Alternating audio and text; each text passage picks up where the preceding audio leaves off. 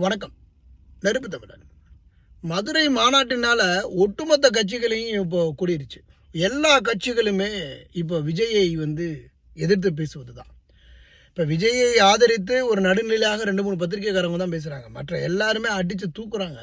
விஜயை இப்படி அப்படி அங்கிள்னு சொல்லிட்டாரு, இப்படி சொல்லிட்டாரு, அப்படி சொல்லிட்டாரு அப்படின்னு எல்லா கட்சிகளுமே, அரசியல் கட்சிகளுமே இப்போ விஜய்க்கு எதிராக இருக்குது. இப்போ நாம் தமிழர் கட்சி வரைக்கும் விஜய்க்கு எதிராகத்தான் இருக்குது.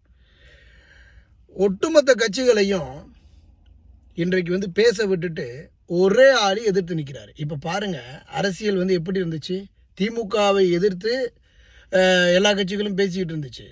இப்போ ஒரு சில கட்சிகள் ஆதரித்தாலும் ஒரு சில கட்சிகள் பேசிச்சு. இப்போ ஒட்டுமொத்தமாக எல்லா கட்சிகளுமே திமுகவில் இருந்து பாரதிய ஜனதா கட்சி, அந்த கட்சி, இந்த கட்சி, நாம் தமிழர் கட்சி, அதிமுக, அப்படி இப்படின்னு ரோட்டில் போகிற இயக்கங்கள் எல்லாம் ஒரு மொத்தமாக சேர்ந்து இப்போ எல்லாரும் விஜய் எதுக்க ஆரம்பிச்சிருக்கிறாங்க.